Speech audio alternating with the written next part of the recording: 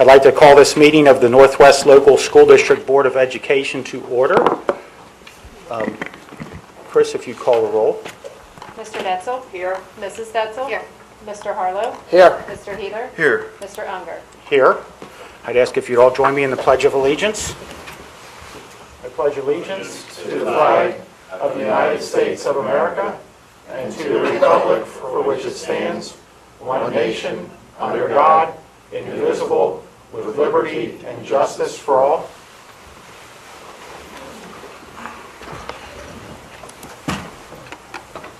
Our next item is the District Master Facility Plan. Yeah, we're going to actually turn this over to Mr. McDonough first. He's going to first go through some of the financial information.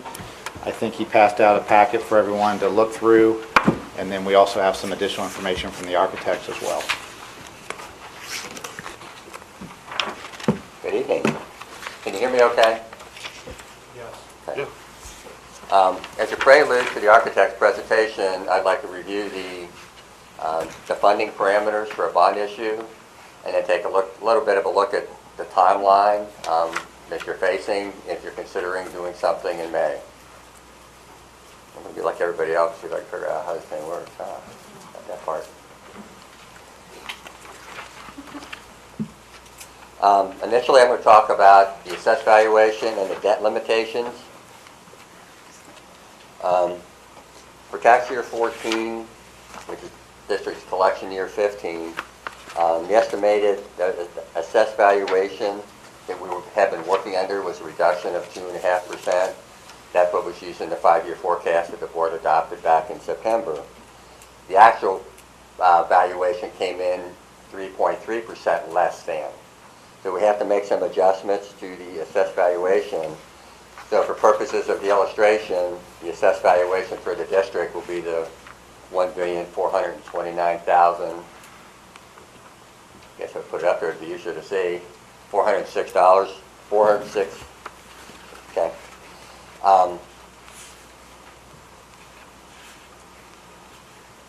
The district is limited to the amount of voted debt to 9% of the assessed valuation, which in this case is $128,600,000 rounded, less your outstanding debt. District has a little bit of outstanding debt, Mofford Heights building, and then some House Bill 264 project, etc. So your current outstanding debt as of December 31st is $17,500,000. I picked December 31st because we've already made the principal payments for December 1st. So this, as of the end of this calendar year, that's your outstanding debt, which means this is your borrowing authority right now, is $111 million rounded. So regardless of the size of the project, this would be the limit you'd be able to borrow money for, approximately. Basic assumptions for the bond issue. We're looking at, back up, this is based on the architect's option A1, which has been discussed. So that is what I'm using for illustration purposes for this. The maximum number of years for the bond issue would be 35 years. That's based on an average weighted life of the improvements to be made, with the bulk of it being primarily 3 new buildings. Okay. The estimated interest rate, I got this from the securities people, right now would be about 4.75%. Is that the going rate, 4.75%? It's a little bit less than that right now, so they're kind of bumping it up a little bit down the road. For example, if an issue this size had been gone in June of 14, the interest rate would have been about 4.3. So it's kind of inching up a little bit, but it's still fairly low. And that's the whole idea behind administration and, kind of trying to push this forward a little bit, because once you get past May, there's always that chance that the interest rates could start moving up very quickly, and then becomes an additional cost to the taxpayer. Just curious, do you know what the interest rate was when we did Moffett Heights? I don't, I was just curious.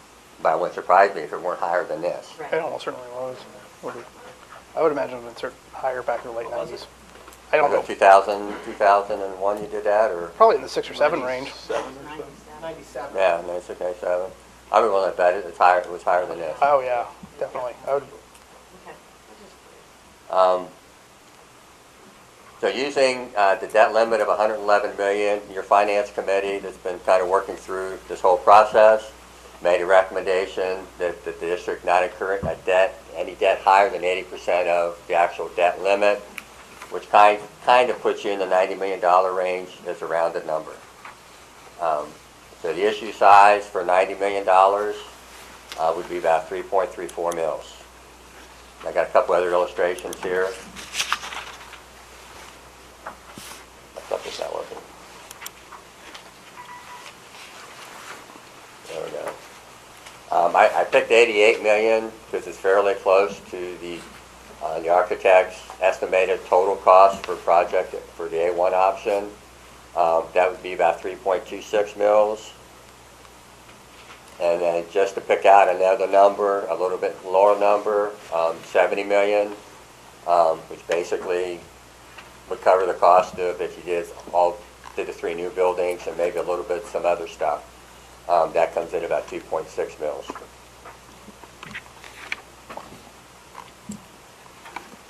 This is your gavel, Dan. I blew it up and took a picture of it. And any questions on the funding, the debt limits, the funding, the millage before I move on to the estimated timeline and so forth?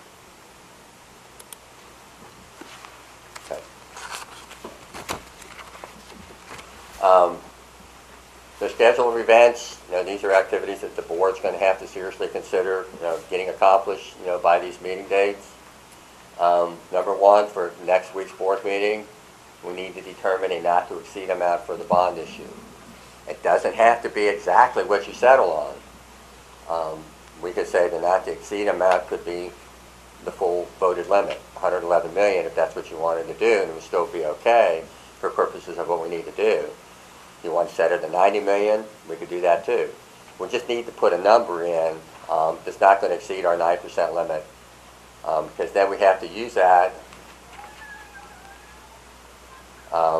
as part of this resolution to exceed the 4% debt limit, which is a requirement by the state of Ohio that we have to file with the Ohio Department of Education, the Ohio Department of Taxation, the resolution that we intend to exceed 4% of our assessed valuation in debt. It's going to be greater than 4%, but less than 9%. This is kind of what we're looking for. And once we've got those resolutions, we'll complete those certificates and get them filed with ODE, Ohio Department of Education, and Ohio Department of Taxation by January 5th, which means we'll probably have them in the mail before Christmas. And that's the goal, to try to get all that done prior to the holidays.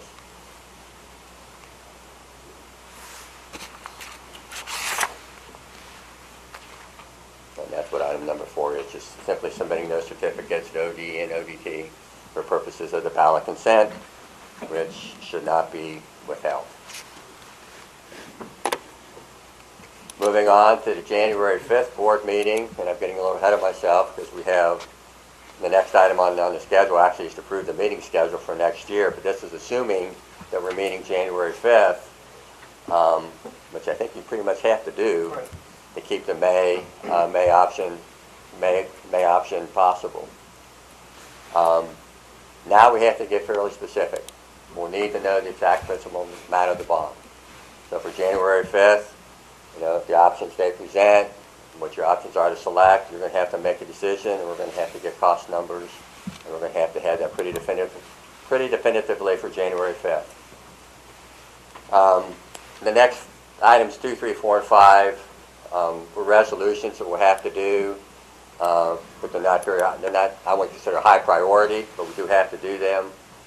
Retaining bond counsel and retaining underwriters are probably going to be the 2 biggies there. So we'll have to have those discussions, and I'm assuming Amy will have to be part of those discussions to see all that going forward. The biggest item here is number 6, the resolution of necessity. This is the resolution has to be filed with the county auditor, which includes a certificate of the annual average millage to the county auditor. Once we set the amount of the bond issue, the county auditor will actually certify the millage rate. My millage rates are estimates based on evaluation, but he's the one who actually will certify that millage rate. And this is a very important piece of the dialogue going forward. So.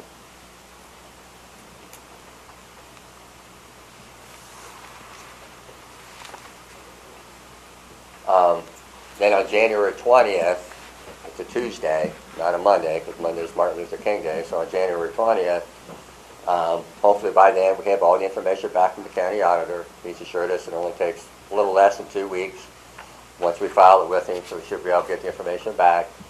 The important item here is number 2, which is the resolution to proceed. That is the second resolution the board really passes that gets filed with the Board of Elections, and the supporting documentation that goes along with that is the resolution of necessity, the auditor certification, and appropriate resolutions from ODE and ODT. The resolution to proceed requires a supermajority to pass. So if anybody are heading to, if you aren't going to be in town on January 20th, you've got a problem passing that resolution because it requires a supermajority of the board to pass. It's got to be a 4-to-1. Got to be, well, minimum of 4 yes. Right. Okay. So, okay?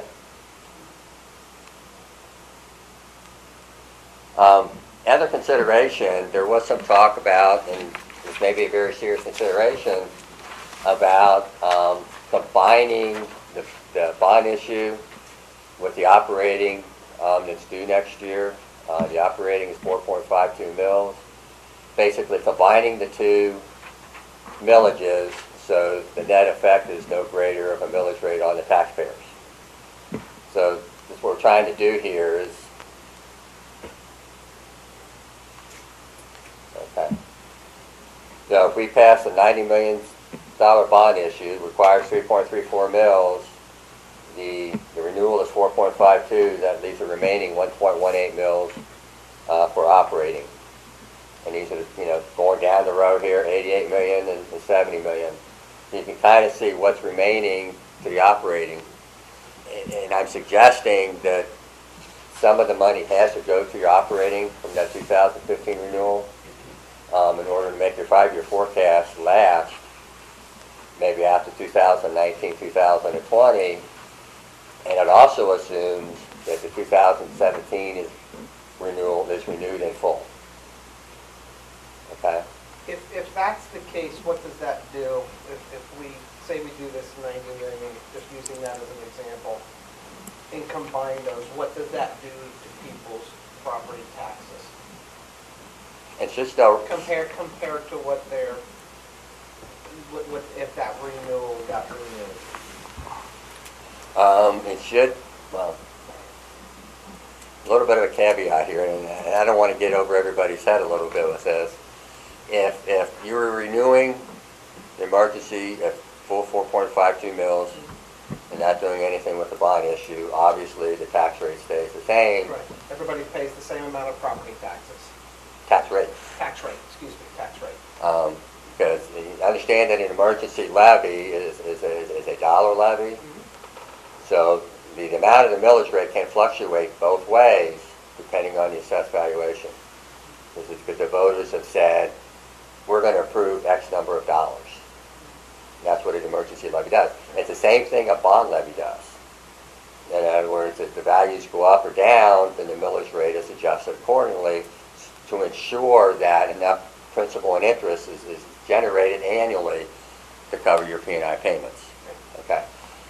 The problem with combining these two is now we've got two different horses in the race, so to speak. You've got your bond millage, which is kind of like an emergency millage. It will adjust, but the operating has to be a continuing. It can no longer be an emergency levy. So now it's kind of what they call a fixed rate levy, and it's subjected to the effective millage rate calculations. So as your valuation goes up, the effective millage rate will go down. But if the values, if we pass at 1.81 mils, the values went down this year, and then the values go down next year, you're still only going to collect 1.18 mils, and technically you're losing a little bit of money on that levy. if it were an emergency levy. So understand that a little bit. It's two different kinds of levies. Sure. But in general, the general comment is the tax rates will essentially stay the same. Whether the dollars stay the same is questionable. Well, it might be a better time to do it because with the 3.3% drop in valuation across the district, I don't know that that's going to repeat in the next cycle. I would think we're kind of at a bottom out point.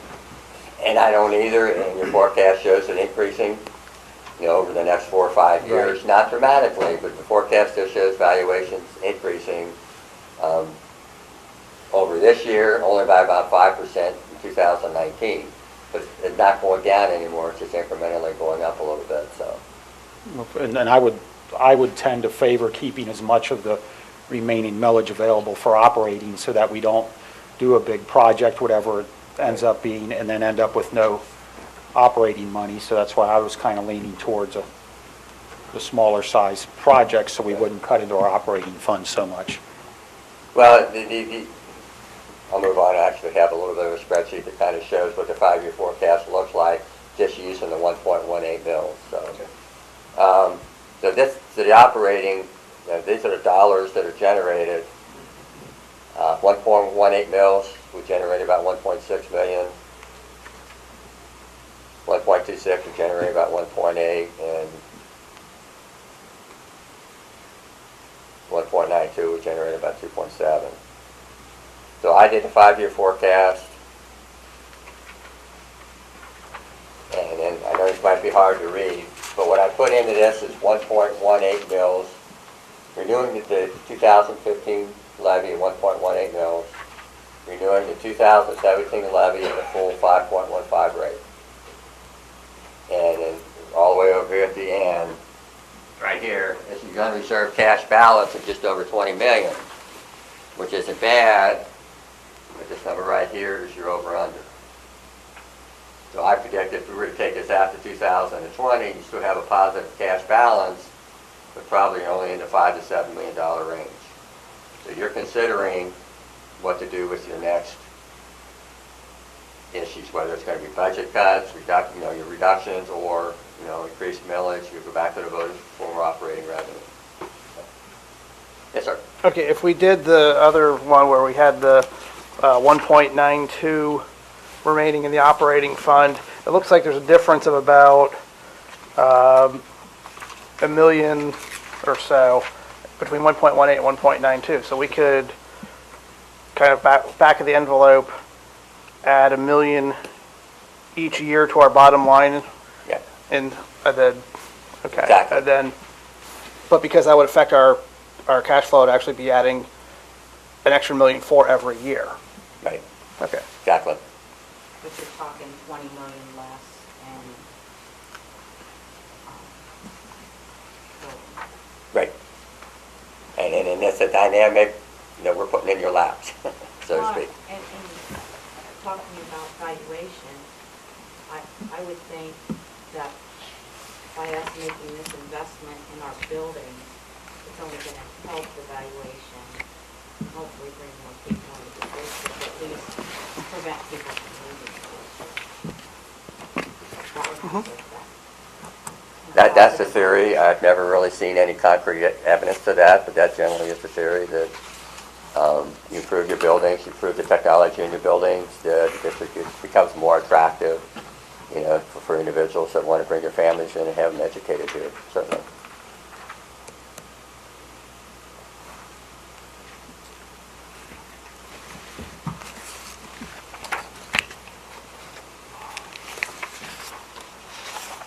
Larry, let me get this straight. And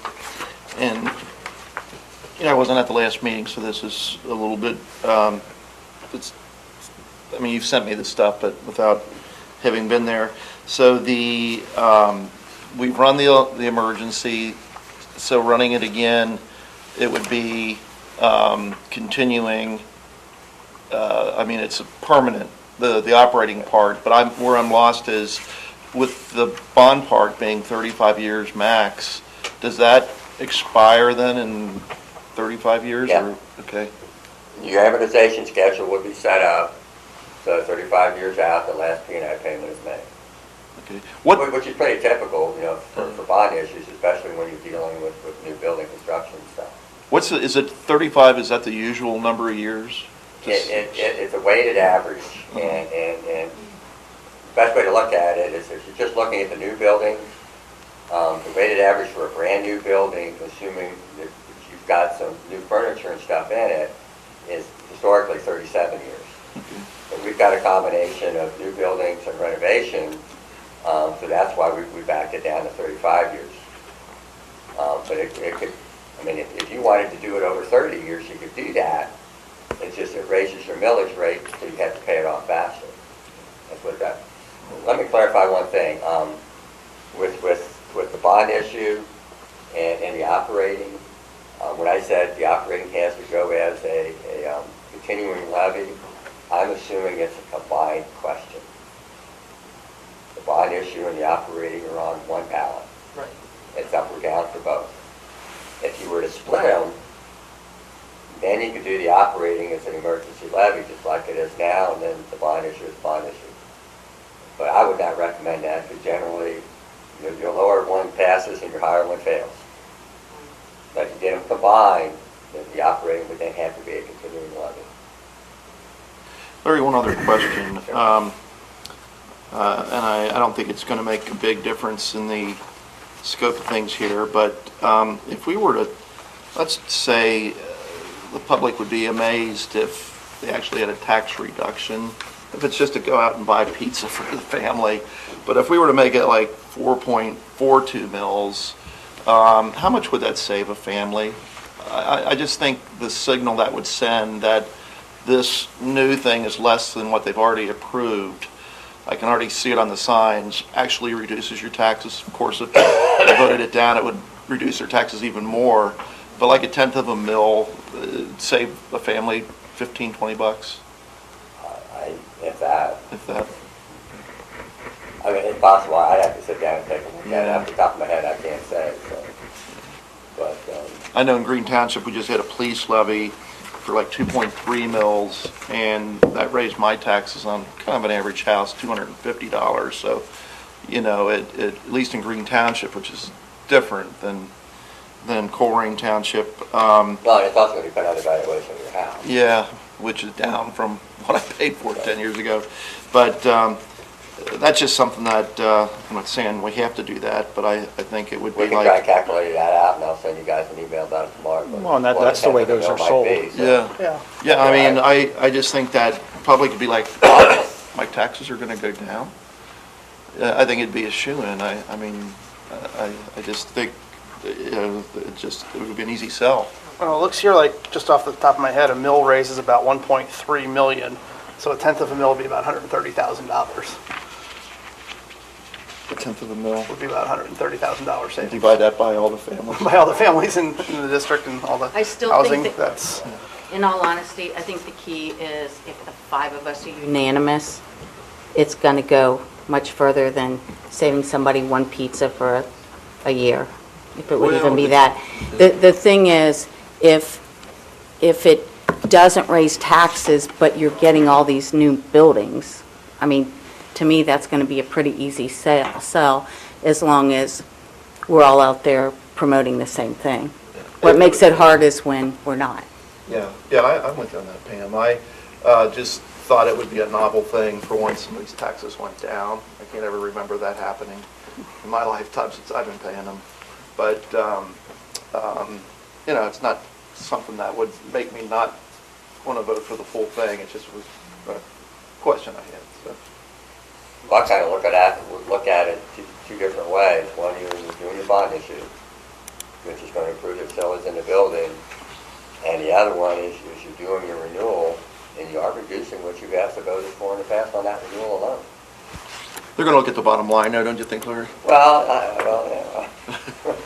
More likely, but you also look at the other way, that you are reducing their taxes on the operating side. You are reducing their tax obligations. We're at And a, as long as we're all doing the same message. What gets hard is when it's split and different messages are out there. If we're on the same page and we're all saying the same message, I think we're going to be successful. Here's your marching orders, guys. For December 15th. It would actually be 142,000, one-tenth of that. Like I said, we need to not to exceed amount for the bond issue. Like Ellen did. That's probably going to be fairly easy to determine. You guys need to be prepared to decide on a plan. Because there's a lot of stuff that needs to be done on for the January 5th board meeting, the prerequisite of which is going to be at the December 15th meeting. Prepared to decide on the timing of the levy. We've been talking about May. If May is what you want, and that's what we'll continue pursuing. But you need to make that definitive decision December 15th. We're going to go in May, and this is what it's going to look like. I put this on here, though I kind of thought I heard everybody say combined levy, but we need to know if it's going to be a combined levy or separate levies. Or it's going to be a bond issue in May and operating in November. And you've got some options. So we're going to need to know that. That last one was questioned. So with that, any other questions? Not from me at this time. Does anybody else have any questions? Thank you, Larry. Welcome. Very good, Larry.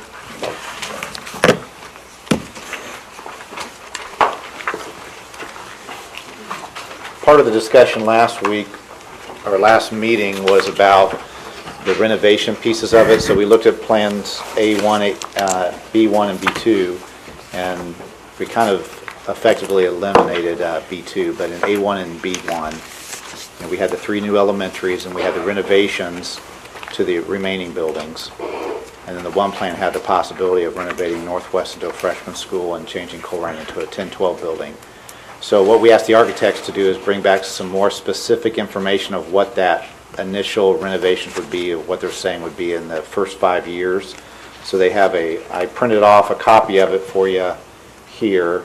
It's a full page, looks like that, and then we'll go ahead and, I don't know, is Rob or Dick going to present this? Okay.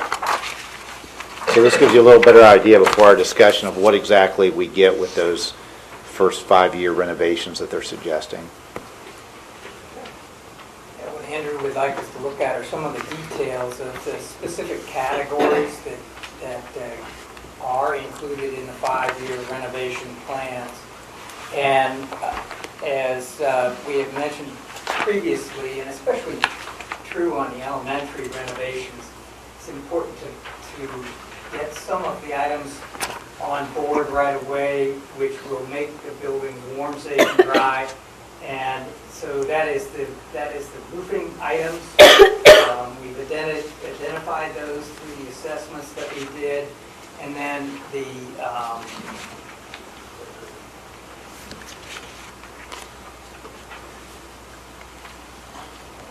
I gave you the whole presentation, even what we did last time, so you would just have a copy of that, but we'll just skip through the funding because that was already done.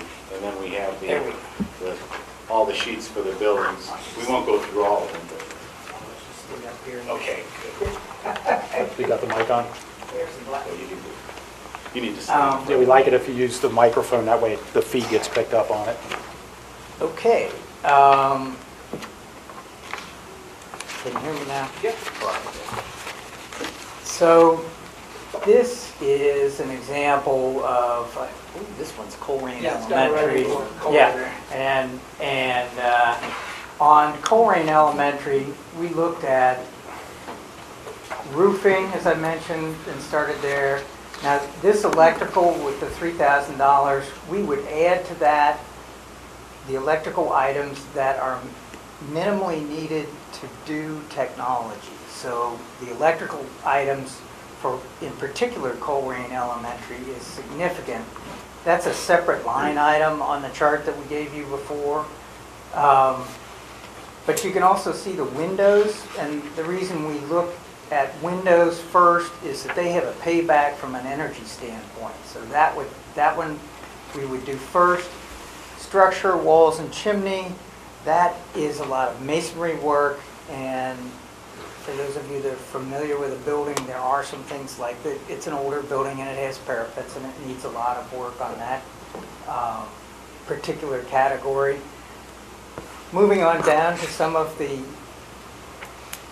items, item T, hazardous material, item S, exterior doors. The doors are things that, again, like windows, need to be done for energy purposes. The hazardous materials, whatever renovations you will be doing, there will be some hazardous material removal.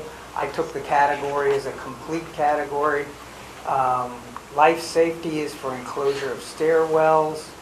The reason that that is not the full amount is the rest of that dollar figure would actually sprinkler the building, and we won't be doing that with this first 5 years. First of all, it's not necessary at this point in time till we do a major renovation. And if we got into above ceiling work, then you're into everything, lights and all that. So we had to really pick and choose which ones we think we need to do first.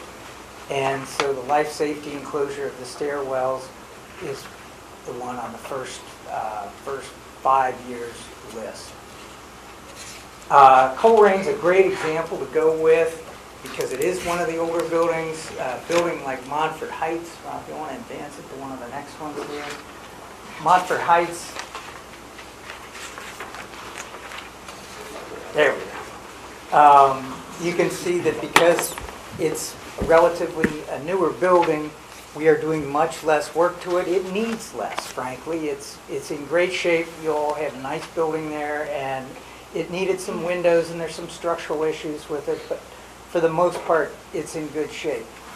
Want to pick one other one? So you're saying from Montfort Heights through the first through the 5 years, you're looking at $72,000 to put into that's all for Right. that particular building? Right, that's correct. Back up one. We'll put Houston as an example. I think this is one that's kind of in the middle range in terms of age. And you can see that in Houston we have similar needs from heating. There are a few things that need to be upgraded in the heating. I think that mostly has to do with controls and plumbing. But the roofing is a big number, and the windows is a big number, again, for the same reasons that we looked at for at Colerain Elementary. On this one, the handicap access is a large number because of the needs there. On that, I think that what we need to do is look at it in more detail and make sure that we haven't already taken care of some of those, because there's some of the permanent improvements levy has taken care of handicap access on some of the buildings, but that one had a need. Again, exterior doors and hazardous materials are in similar shape to the Colerain Elementary School.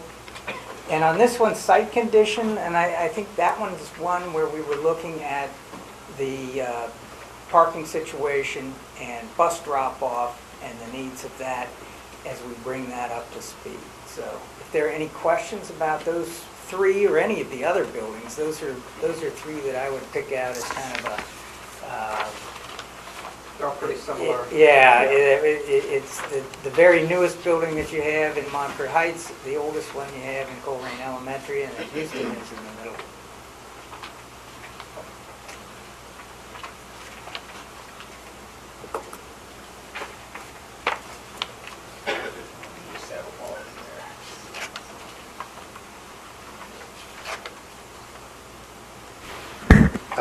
Dick and Rob, what, on the Houston, what would be an example of loose furnishings? That one has it in the first 5 years when all the other 5 schools have it 5+. And what we found at Houston was that the furniture, in particular, is older and not appropriate to the age range of the current building. So that was one where we looked at that furniture and said, let's do that one and have new furniture put in.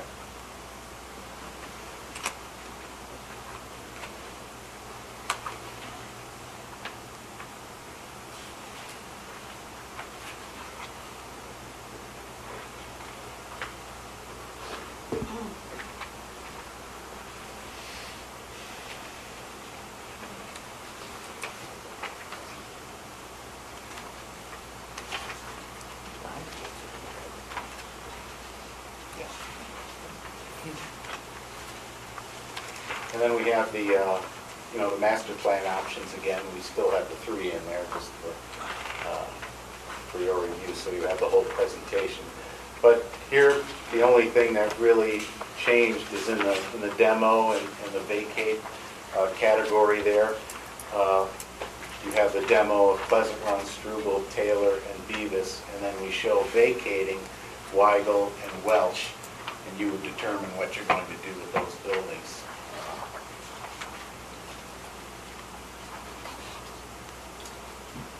At a later date.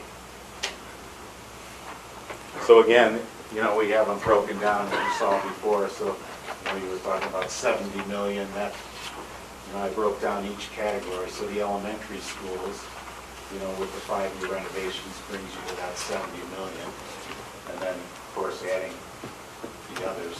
For the middle school and high school. We're talking about, 17 million additional for the 3 middle schools and high schools Right. to renovate those. Right. And that also includes what Dick was talking about, the 3.7 million. What that does, just read in more detail, it upgrades to accommodate your technology and future air conditioning possibly. So it brings that electrical system up to where it needs to be to accommodate. I might be getting ahead of myself here, but if, one of our plans we're talking about eliminating Weigel as a school, we have Houston, which used to be an elementary school, and our administration is right here in this building, adjacent to Weigel, which we moved a lot of the things we do at Houston over here, and then, tried to either, demo or otherwise sell Houston, which is out closer to Coleraine Avenue. It might be more viable from a commercial point of view. I'm probably getting ahead of myself, but... is that an option? I mean, it's not, I don't think it's in there, Is but... there enough room to move what's over at Houston over to Weigel? Move Houston to this building? Yeah. With Weigel. We'd have to look at that. Okay, yeah, I'm probably getting ahead of myself, but it's just... Yeah. There's Well, more I at- think it's worth exploring because you certainly have that option. And the idea is if that's more commercially viable property, then, It might be, just given its proximity to Coleraine Avenue. yeah. Yeah, that's something we can determine. We'd have to look at the square footage. So Houston has the Early Learning Center, which I think about has 230 students, maybe something like that. But then we also have special ed offices there, and we actually have some special ed students that go to school there. At Weigel, it's right around 500, 520, something like that. But then we also have a PD center there, a professional development center that we use. I mean, all of Houston is used. The entire space is being used right now. So to make all that happen, I'm not sure if we could do that, but we could certainly look at it. Yeah, Houston is about 60,000 and Weigel is 66,000 square feet. Okay. Of course, you have to look at Yeah, how the square footage is actually being used, and, yeah. Right. the programming. Right.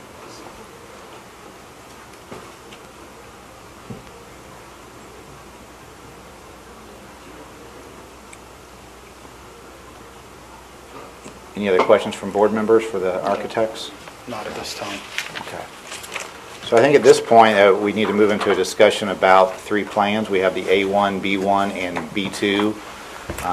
Our focus was on A1 and B1 last time. We didn't officially eliminate anything, but in our discussion, we kind of eliminated B2. And so we do have some online polling going on right now and some telephone polling going on. That data will be brought back at the next meeting. We had quite a bit of online polling, but that's mostly parents. And, by a large proportion, they were in favor of A1 over B1, but I don't have those final results yet, and it's still going on. So that's something to consider. But again, that's the parents that were speaking in that one. One thing I think you'll notice in both A1 and B1 is that regardless of what the board decides to do with the high schools, eventually they can still get started on the elementaries. Basically, the elementary is the same for both of them. So you could just set aside the discussion of the high school for the time being and come back to it, maybe revisit it at a later time if we do another building project 10 years from now or something like that. if enrollment, although our latest enrollment projections show it's going to be stable for the next 10 years, if that something changes and it starts to drop, maybe that's a discussion we can have at a future time. But, my recommendation would be to go with A1. But again, since we're not going to do the whole plan, we could just tackle what's common in both those plans and start with that, which would be the elementary schools. When we did the assessment also, those were in the schools in the most need were the elementaries, which the assessment showed. So I'll shut up and you guys can talk. I like the A1 option, but if we're going to do that, I would want to renovate those 3 middle schools and the 2 high schools. I mean, you're talking an additional $17 million, for 5 buildings to renovate them to where we want them. I mean, I think that would be, I think that's the time to do it. If we're going to do it, let's,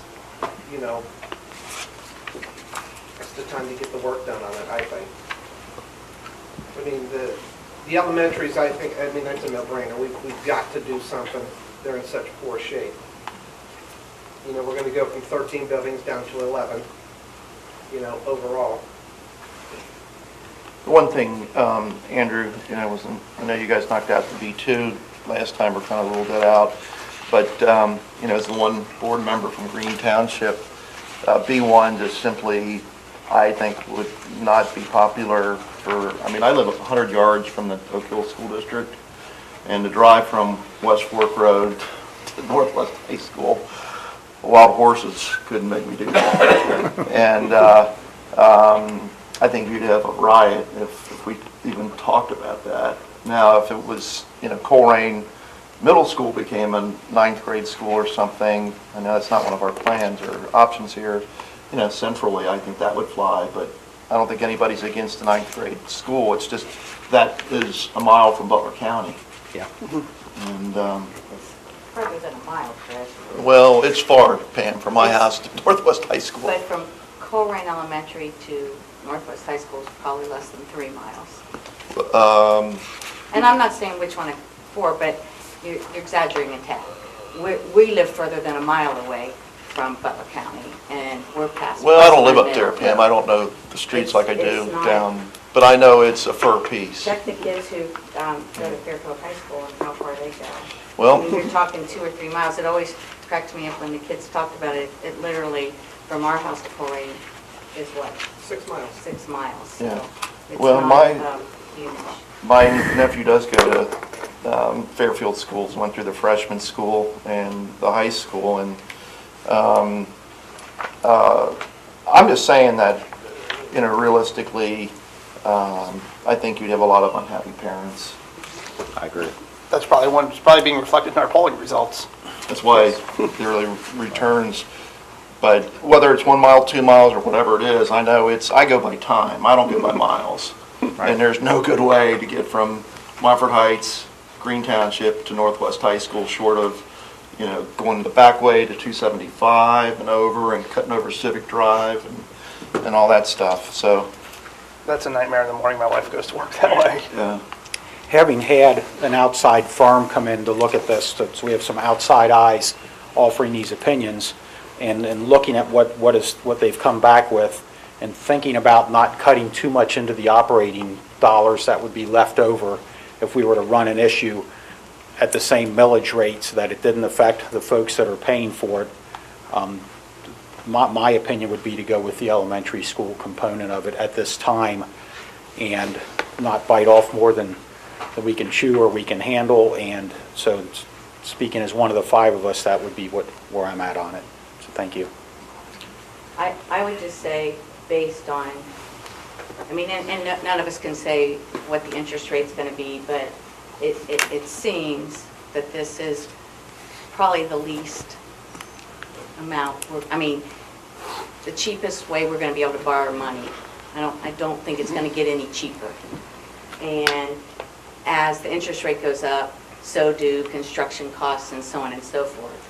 When you're talking $17 million, which sounds like a lot to an individual, but on the big scheme of things, the fact that we can look at this, and if we go with A1, it's $87 million.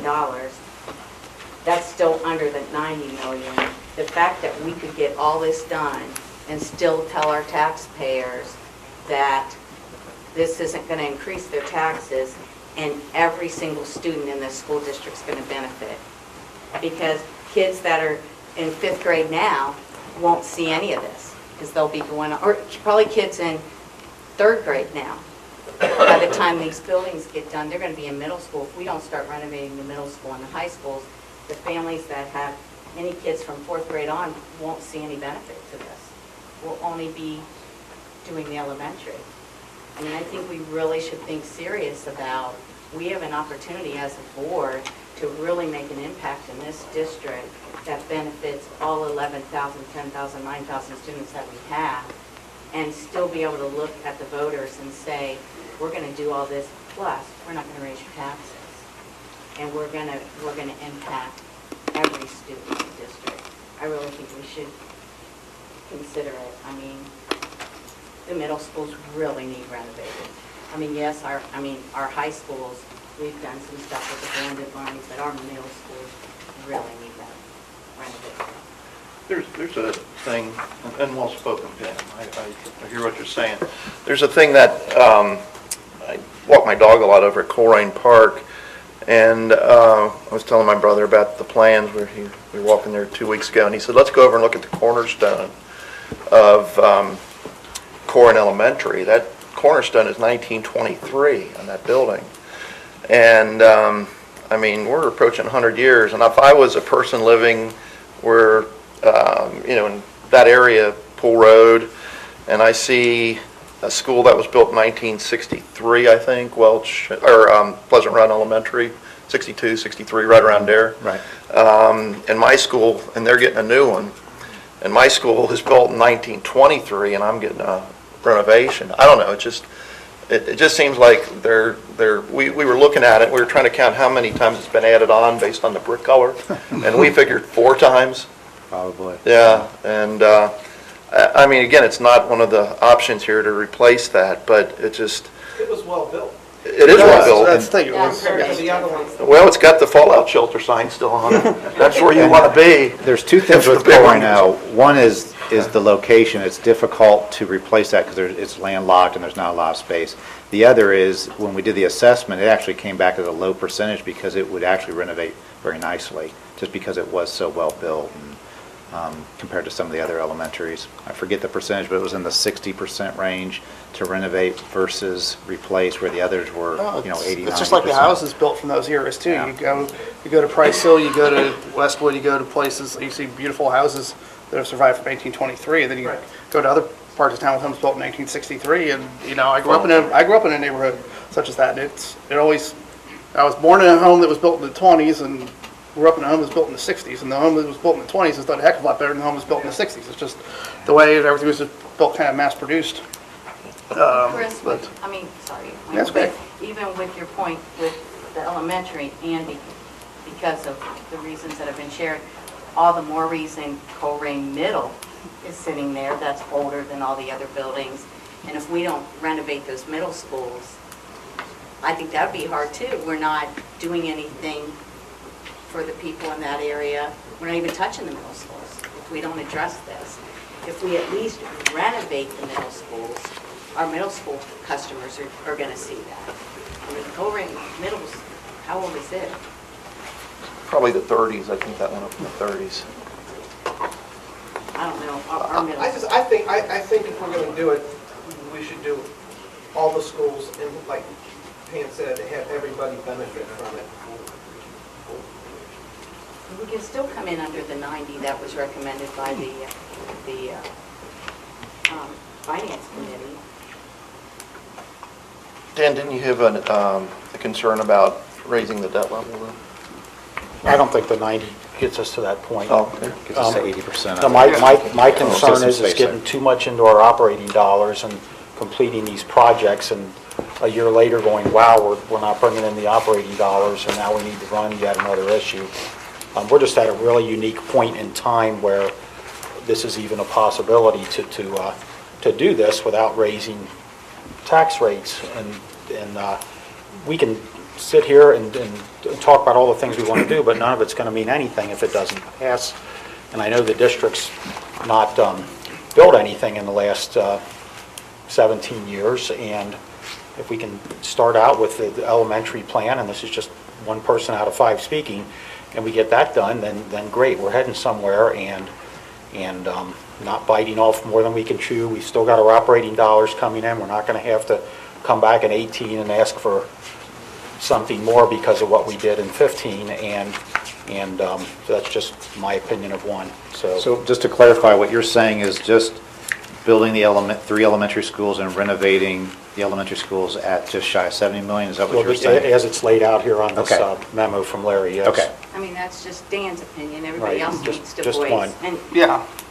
I'm definitely leaning more towards the 87 million, going and renovating the high schools as well, because it does cover, it is something for the entire community that way, and I'm certainly, I can't see the future either, but as far as interest rates are going, as far as the cost of doing business and construction costs, it just seems like, this is the time to do it. I don't, I wasn't on the board in 2009, 2010 when the economy really bottomed out and people were desperate for construction work, and we could have done this a lot cheaper. But of course, we had the same issues with the economy that everybody else did. But it seems like that the window on lower interest rates is closing, and I'm leaning more towards the and we'll be on the ballot in 2017, and I will be on the ballot in 2017 as well. And that's in terms of levying, that's a decision that I will be willing to defend if we need to. If we need to go for an increase, then so be it. I mean, but I'm sitting here now in 2014, thinking about early 2015, and it looks like the time is right to issue the bonds to renovate as much as we can. Is there any room for compromise in here?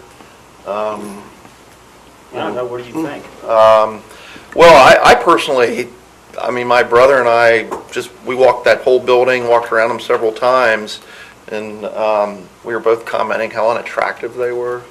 But they're old, and they've been added on to 4 times. You look at, the new Mount Airy School right up the street here. I remember thinking when I was a student here, I always got the creeps going into Coleraine Middle or junior high. You probably got the creeps when you walked in, too. You had Pleasant Run Junior High, that was new. White Oak was built in 1960, and it just was a kind of a spooky old building, kind of like Montford Heights Elementary. Just pieces were added on as the district grew. But I'm wondering if we were to perhaps renovate the middle school there. I think White Oak looks pretty good. been there lately? Yes, I have, like 3 months ago. The only thing I would say with that, and I understand you're wanting to compromise, the only thing I would say with that is, to me, this is affecting all middle schoolers. And if we only pick one school to do it, then you've got the rest of the middle schoolers in the district that aren't going to get the benefit of those renovations, because technology is going to come along with that. I don't know, somebody can help me out. Other benefits that are going to happen with this renovation that 2/3 of our middle schoolers won't get if we only choose to do one of them. You know what I mean? If all of a sudden we take care of Coleraine Middle and we upgrade their technology and do all this, they're going to have the capability of doing so much more, I would think, even curriculum-wise. And we've got to look at this as a standpoint of what's best educationally for the kids as well as for the community. And if this, and I would see, if this was going to raise taxes, then, I would get that. But we are in, what Dan said, we are in a unique time right now. The fact that we can even talk about this, can even fathom that we could do 3 new buildings and renovate all these other buildings for this district and not have to raise taxes is kind of unreal to me still.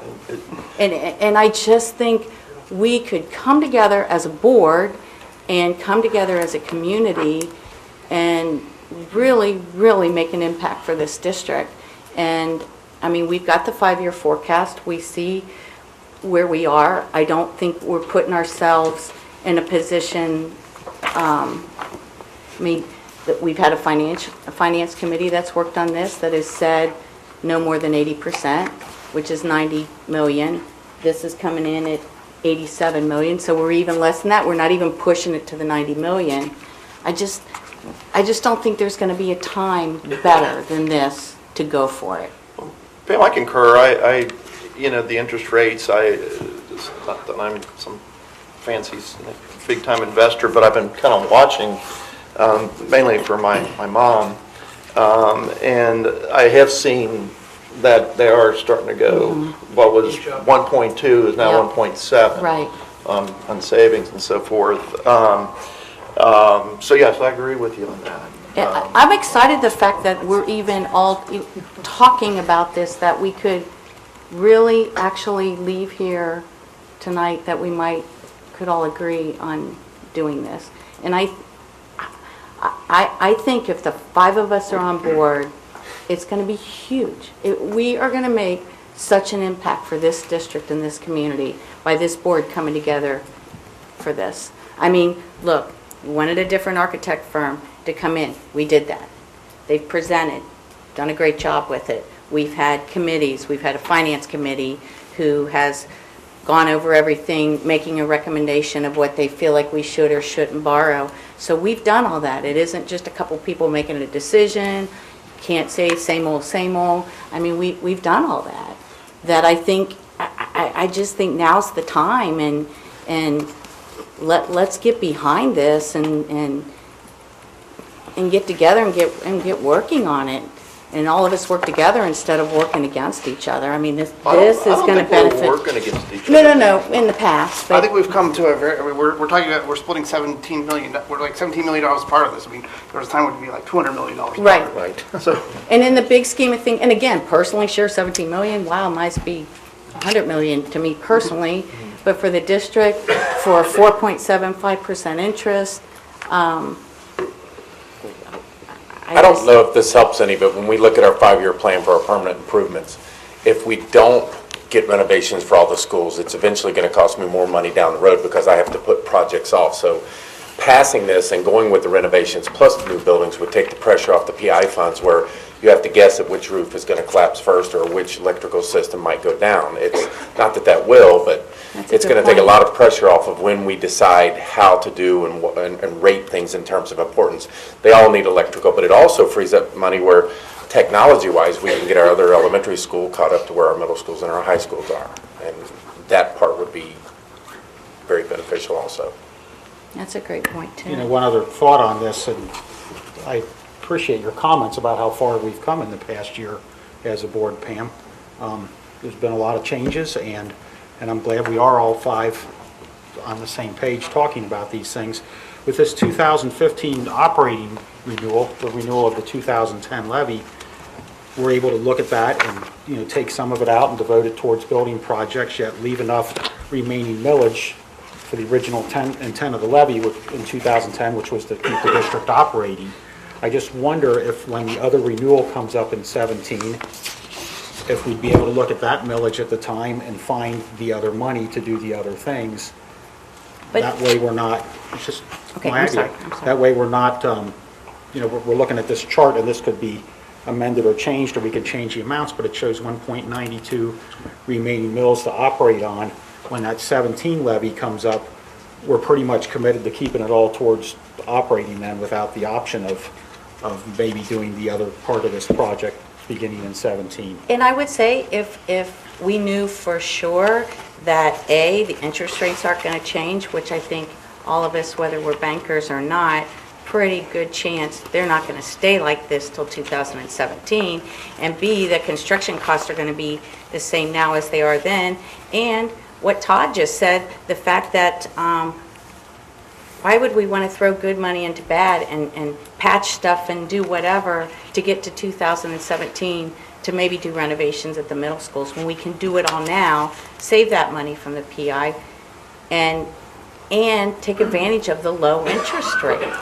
I mean, because we just don't know, we don't know what it'll be. I mean, when you're talking about this much money, even if that goes up 1%, that's going to be a big difference.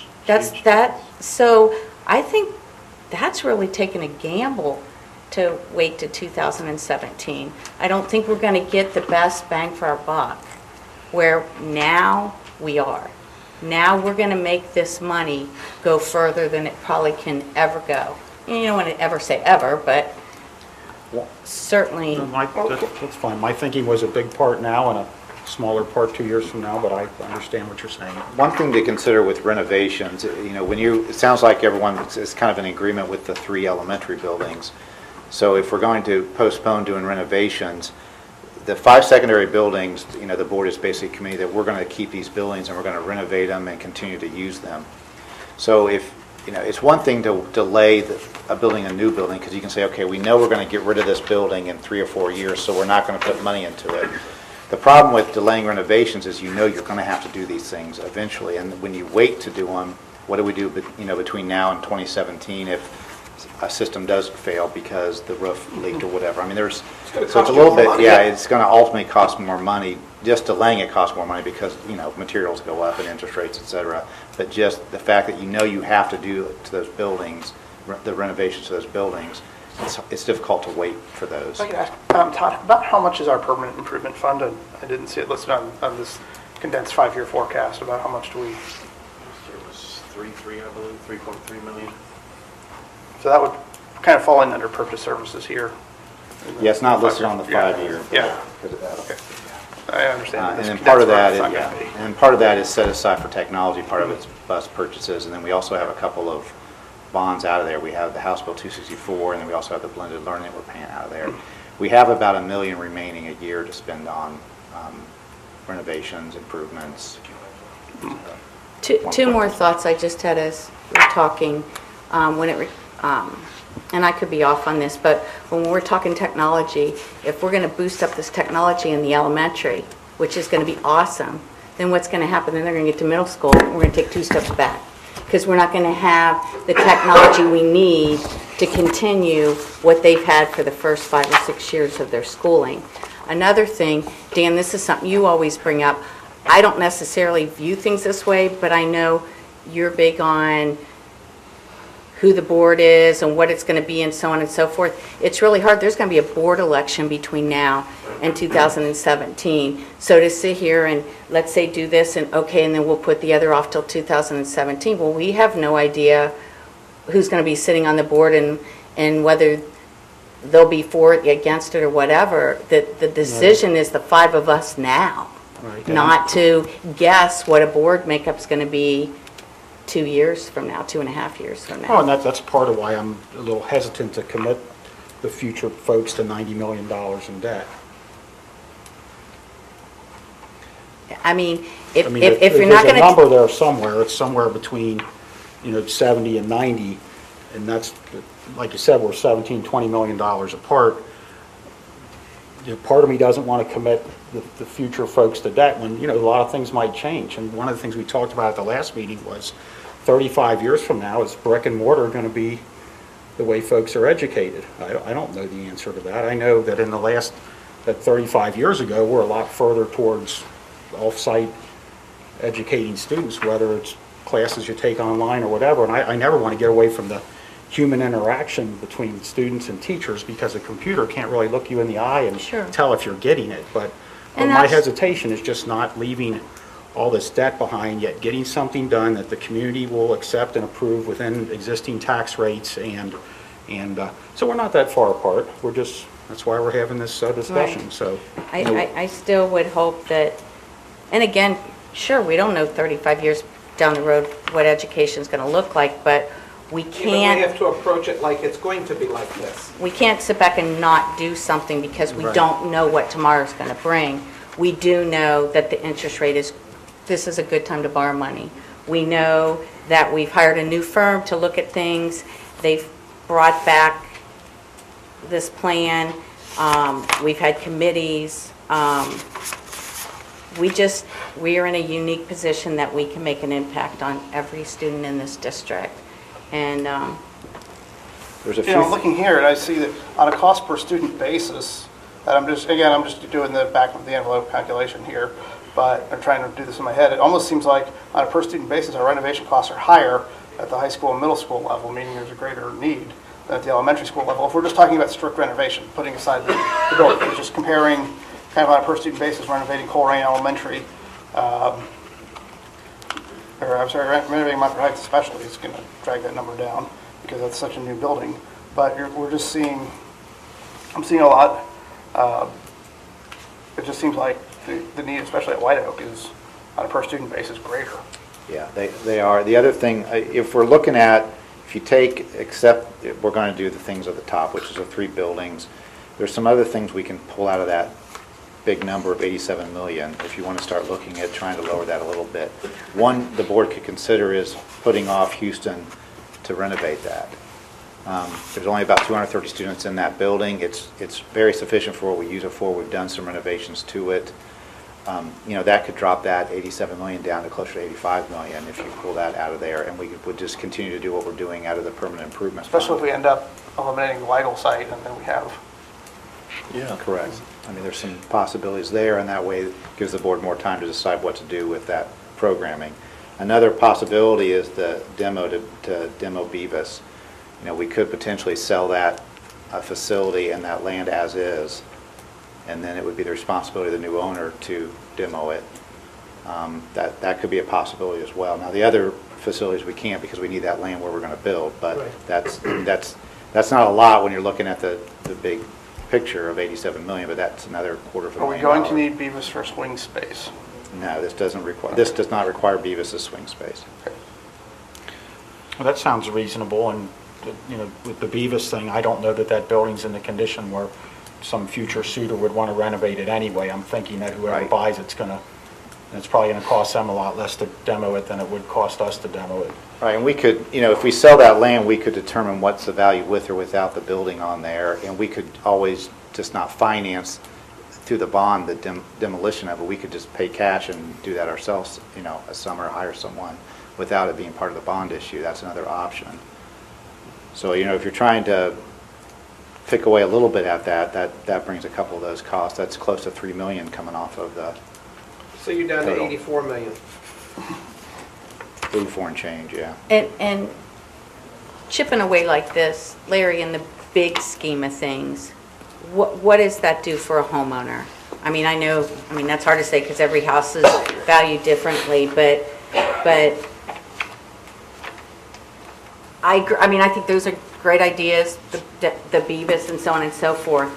But we could go ahead and agree on the 87 million or whatever, and if we still down the road decide, let's do that route, we won't do Houston now or this or that or whatever, we would have that money then to do something else, correct? Or I know it has to be a building I'm not project. sure how that works. I guess I'm just trying to think, or do we sit here now and try to nickel and dime? And again, I don't want to make light of $50,000 or $100,000, but when you're talking 88 million or 87 million in the big scheme of things, what are we going to save a homeowner, a couple bucks? Do you know what I'm trying to ask? As far as trying to cut it down $1 million. If we go from 87, or let's say 87 down to 85, what do you think that would? I can try to figure something out here real quick. I'm just got curious. real I don't know if it's poor. $50 or $20 a year or. To your first question, I don't, the impact on the homeowner, just dollar-wise, I can take a look at it here real quick. To your second question about not spending bond money right away, no. You've got to have a plan, and Okay. it has to be spent down over a certain period of time. Right. You cannot do bond money and bank it. Well, no, I just meant, like, if somewhere down, we're doing all this, and then we put Beavis up for sale, and we sell it as is, and all of a sudden we don't use that 230,000 demo for that, can it be used for something else in the building project? If you sell the property, I think a lot will depend on when the bond issue is done. Okay, A lot of times when you sell an asset, the proceeds of that asset generally have to go back to retire debt. if you have outstanding debt. Now, if Beavis isn't part of the plan, then I'm not sure that you have to use that money to retire debt. Okay. You may be able to put it in your permanent improvement fund for other means. You would not put it into your bond fund or your building fund. You Okay. would put it in your permanent improvement fund, and that you can keep for the future if it's not required to retire debt. Okay. Make sense? You know, I have a friend who grew up in this district, actually my best friend from high school, and he kind of was like, went a little bit overboard on a house, thinking, this is a time where I can get the most for my money, and if I wait 5 years to do this, maybe I'll get $50,000 less in terms of what I can get. But at the same time, nobody likes to max out their credit card or get close to that. I'm starting to think, I do agree with you, Pam, that, you know, all for one for all. If we could get that to like 84 million, where there is a slight tax reduction for the people in this community who, I mean, that's incredible that we can do this and even talk about a slight tax cut.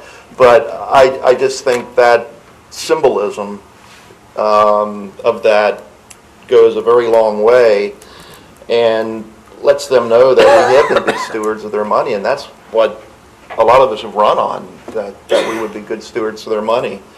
Dan, could you live with that? Chris, if that still allows us enough operating funds, I didn't see that expressed on this page that I Andrew, just I mean, did here, if we do something like that, is that enough operating funds? where we don't have to come back and ask during this 5-year term, hey, you know what, we spent a little too much, now we've got to come back and augment this. That's Yeah, why it all comes down to the 5-year forecast. So, you know, every 100,000 you cut from operating, you know, multiply it by 5 and take it off the last year, and that's where you're at right now. You know, in 2 years, it can change. The state funding model can change. I mean, things change. We could have a drop in enrollment. We could have a large number of teachers decide to retire. You know, there's just lots that can happen. But, you know, in terms of that, yeah, if you drop the operating levy any lower than the 1.18 that Larry worked up for us, yeah, you just have to do the math and extrapolate it out for 5 years, and that kind of shows you where we are. One nice thing I think about the 5-year forecast is that it shows us going in, this isn't a nice thing, but it shows us going to negative spending in 2017, but that's the year we can adjust if we need to with our renewal of our operating levy. So we can adjust that as needed. It's just hard to pass a levy that's an increase in taxes. So, you know, unless you show the need for it and really explain that. But you do have some possibilities. You know, it's hard, I think Larry would agree, you know, you get out into the 4th and 5th year, it's hard to know how accurate it is. The first 3 years are typically pretty accurate. But there's no way of knowing, you know, in 5 years from now, if that 1.18, if it's a 1.1 or 1.0, if that's going to be enough. I mean, and we can show what it looks like on the forecast as of today. So if we're talking this 87 million and we're wanting to get it down to 84, whatever, that's, in the long run, isn't that kind of shooting us in the foot for operating money too? I mean, Dan's fear of not having the operating money, if we want to do this plan, if we keep trying to cut it down, isn't that going to jeopardize Yeah, and I think our we're, operating money more than if we didn't? I think we're talking about kind of two different things here, because I think, I don't want to speak for Dan, but it sounded like Dan was interested in reducing the bonds so that we didn't reduce the operating, still keeping That's the correct. 4.5. Now, what Chris is saying, that maybe we reduce the operating a little bit as well, so that the overall 4.5 is a drop. So you're looking at two different decisions here. I mean, my recommendation would be to do A1 and do all the renovations for all 5 secondary buildings, and as well as Colonel and Montford Heights, because I think when we talk about being good stewards, I think that is being a good steward, because you're doing it what's needed now, and you're doing it for the cheapest amount possible. But So we're not spending more money 5 years from now. Right. When to put Band-Aids on these problems. But Andrew, you did say that you're fine with holding off on the renovation of Houston. Yeah, I think that would be, if we're trying to reduce it some, I think that would be the first place to tackle, So is that one. what if we, you know, made the bond part what's the Houston was, what was it, 2 million or something? 2,496. Okay, 2.5 million. Yeah. So if we knock down the 87 85? to It'd be about 85. Almost 85 even is what it would be. and then that extra $500,000 is available for operating, you know, I can live with that. I'm not gonna Yeah. blow the deal over. I can do that too. Dan? Yeah. Well, I want to hear, Jim, you've been awful quiet over there. What do you think? I'm good with that. So just for clarification, what we're saying is, using Plan A1, setting aside Houston, so whatever that total is, approximately 85 million, and the resolution that we bring back eventually will be a overall combination bond operating, so the total is still the 4 point, No, that's gotta go down. that you wanted to reduce, okay. Yeah, if it's 1/10 of a mil, Okay, I mean, I just, that, Wait a minute, did we all agree? If I may. well, I mean, if you want my vote, I'm just saying if you want my vote, it's gotta go down a little bit. No, a minute ago you said that won't make or break it, you would like to do that. Well- I'll go with Chris. Yeah, well, there's your two, you need 4, Pam, you got 3. If you want, You if you want 5, 1/10 of a mil, you're gonna blow the deal on 1/10 of a mil? I want to know Real what the quick. 10th of a I mil want to see the is. math. Real quick. Me too, Michael. I want to see the math. Even before doing the math on 85 million, if you were at 88 million versus 90 million, the difference there was 3.34 to 3.26. And if you kept your operating 1.18, you were reducing from 4.52 to 4.44. So we are reducing. And that's even before. Say it again, Larry. So then let's just do that. You were reducing if Oh, yeah. the Then let's just do that. 88 million required 3.34 mils. Okay. I'm sorry, 3.2. I gotta look it up again. you're right, it was, Go yeah. from 4.52 mils to 4.44 mils. So it is So going it's down, basically, Chris. yeah. And you're Then- okay then- taking Houston out of it. Let's Well, just, if it's So going down, then I don't. if we factor in Houston and go with 85 million, the estimated millage rate is gonna be 3.15. So now you got between 3.15 and 4.5 to decide how much of that you want to go to operating, and how much of that to go to Look at it like millage reduction.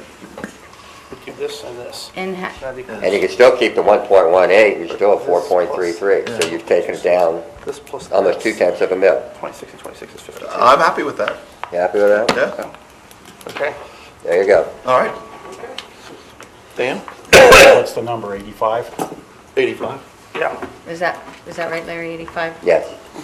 And then we've got, And you- from that 2.5, a $500,000 that we could put into the operating if we need to. I mean, it frees up, we're saving 2.5 by not doing Houston, and if we're going from 87 to 85, there's a $500,000 in there somewhere. I'm not used to talking in these big numbers, Larry, you gotta understand that. No, because Houston is 2.5, Yeah. 2.496. Yeah, so that And gives us this- a little wiggle room then, it sounds like. No. No. No. Now, look, it's 87,483, We and rounded up. Houston's Oh, okay, so it takes us 2,496. right to 80. So it's right at about 85. But it would still lower the millage for the homeowner from our original. You're getting your 10. From our 4.52 to more or less 4.44. Yeah, Well, I actually, if we use this one, A little it's going less, to be 'cause we're- 4.3 something. Yeah, It's gonna 'cause be almost the 2/10 of a mil. 85. I can live with Yeah. that. So So, I guess my question would be, Larry, Andrew, Amy, are you going to be able to run things on what's left in that millage? Yes, that is, That's not, I wouldn't expect you to know that right now, but if we do this, given, don't come back 6 months later and say, wow, you didn't leave Well, me enough and I'm in trouble just let me now." say this, given the current trend of the revenues, given the current trend of the expenditures, I think you can get to 2019, but my caveat is, the 2017 renewal has to be passed in full. in full. As not- it not- is right now. Yes, sir. So Chris, if we're doing it so it goes down now, you can't come back in 2017 and want that one come down too. That's Well, part I of can that. try, Pam. But don't worry, we can try. I mean, we can see how things Well, shake but out. I'm just saying, But do you understand what he's saying? I Yeah, mean, we are I- going down now. I understand, Pam. Either that or think- we don't do it now. Decreases and the then- likelihood that we'll go Yeah, down. I just hate to see this cheap money be passed up. Absolutely. And I do believe that if we're gonna everybody needs a piece of the pie, and I think we've made a fair compromise here as long as Mr. Unger is on board. As long as these guys have enough to run the district without coming back next year and saying, what have we done? We've cut our operating funds out from under us. We need to have an emergency or something. No, that won't happen in the next 2-3 years, but we will in 2017, that's right now. We do have an issue with that operating levy being reduced down to the 1.18, I think, is that in 5 years, we have a $10 million deficit spending. So that will have to get corrected somehow. Now that, 5 years from now, who knows So are what we that causing is. that by going? We're taking causing down that by this- reducing the operating millage from the 4.52, which it was all, 452 was all operating when we passed it. So is It's that, a- so let's think this through. That's what I'm Because we doing. don't want to have to, Well, by us doing this and knocking down, getting a 1/10 or 2/10 or whatever now, is that going to shoot us in the foot? The bigger shot is going to be from creating the space to do the bond levy. Right, you're reducing the operating By three, levy by yeah. about 3.3 mils. That's Right. the The hit, extra but we tenth have isn't a gonna make us significant cash break us. balance. I recommend we do what the board says, what we just decided, the 85 million and then the 1.18 in operating and coming back to what exactly that means. But then, just to consider, what Dan's question was, we're going to come back in 6 months or you're asking for more money. No, that's not going to happen. But 3 years from now, we'll have to continue to look at the 5-year forecast and see if we have to adjust our operating accordingly. And that can mean a lot of things. That can mean increasing revenue, it can mean decreasing expenses as well. and one thing, Andrew, that people listening here have to be aware of, we got the healthiest cash balance. I was here for 6 years, at the beginning of the millennium, and the state wants you to have 2 months in reserve, and we have, Larry, 5-6 months in reserve. We've got $45 million in reserve when the state wants us to have 20. As Dan said, we could write a check right now for one of the elementary schools. So we're in pretty good shape. There is a nest egg there. This isn't a district that's ready to go belly up financially. I think we're in very good shape. It's the best it's ever been since I've been on the board. I agree with you there, Chris, absolutely. So what's the next step, Andrew? Do we go? But I do want to add, we've had 7 or 8, 9 years of painful cuts to get there. So we've taken a lot of hits to get where we're at. So we've been very fiscally responsible, and we've taken very hard hits. So And when we had some tough economic times from the state that forced our hand to, it's been tough for everybody, including the taxpayers. right. I think we have enough, I'm sorry, go ahead. No, Andrew, I was going to say, Andrew's saying that it seems reasonable, and I don't think you'd give us bad advice on that. We have enough information to move forward. I think Larry will have to work on some of the numbers. At the next meeting, we'll do the not to exceed amount. The actual final amount won't get determined until January 5th, which we can, Larry, do you have the information you need in terms of the marching words you gave them on that one slide? Okay. And the not to exceed will be 85. 85. Okay. And I think everybody, nobody ever agrees to the first number. I don't care what you're doing, if you're buying a car or paying for a house, you always horse trade. And, so everybody comes out here with a little bit of something they wanted, and I'm happy with it. And I think Jim and Yeah, Pam, I'm not absolutely. sure Dan is 100%, but I don't think Dan would ever be. Now, come on, Chris. I told you at the beginning of the year, it's going to be a really ugly process, but we will get to the day where we're turning the shovel. And what happened between last January and whatever day this comes about is still going to get real ugly, but we're going to get there. So, and But things aren't- I've stuck to that for years and years and years. It's just, here we are. So do it for 85, and I guess we move on to the next item. That sound Sounds right? good. Michael, Yes, you're fine with that? Yes. Absolutely. The only item, this is just a quick item for discussion or just information, if I can find it. I don't want to bring that up, so let me look at yours from. And that's regarding, this will not get actually approved till the organization meeting, but I want to make sure everyone is okay with the Is there a way January to put that on the 5th date. screen? Andrew, the March 23rd is NSBA. Okay. Right, so we'll have to adjust that one, okay. Is there a So, way to put that on the screen so folks can see it? well, it'll actually get Okay. approved at the first meeting. I don't think there is a way to get it up on the screen. Okay, that's fine. It's It's January But it's 5th. out most there of it's now. second and fourth I Monday, think- it looks like, except January 20th is a Tuesday. Yeah, we need that approved tonight. We need the January 5th meeting approved tonight for the organization, tax budget meetings. Need a motion on that? Do we need a motion? Okay, I make the motion that we have our organizational meeting on January Second. 5th, 2015. Is there any discussion on having the organizational meeting on January 5th, Jim or Pam? I'm good. That's Pam? fine. That's fine. Yeah, yeah. I'm okay too. Is there any other discussion? Hearing none, please call for a vote. Mr. Detzel? Aye. Mrs. Detzel? Mr. Harlow? Aye. Mr. Heather? Aye. Mr. Unger? Aye. We'll go on to the, so we'll bring that back. for a Yeah, vote. that'll get approved at the organization meeting, but you Okay. just approved to have it on the 5th. Yeah, that's part of one of the agenda items for that meeting. And our next item is an executive session, Dr. Jackson. Yes. So the superintendent recommends the Board of Education approve the motion to move into exec session to conference with an attorney concerning disputes that are subject of pending or imminent court action. So moved. Second.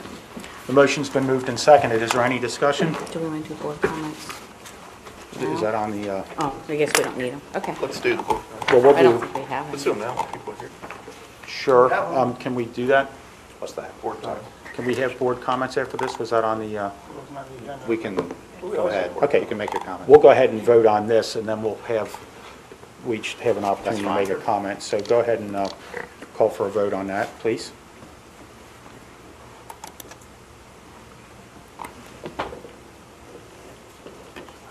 The motion for executive session carries 5-0. We will have an item for any of the board members to make a comment on anything that we've talked about, or anything at all. So Mike, I'll let you go first.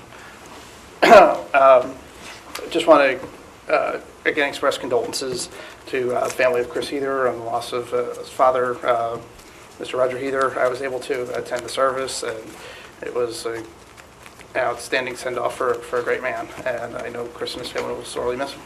Thank you. Mr. Detzel? You have to second that, Michael, in this. I kind of want to congratulate, or not congratulate, but the five of us coming together for a consensus, which if you would have asked me back in January, I would have said no. I told you we'd But get there, you- Jim. You said it, you predicted it. I'm giving you your props.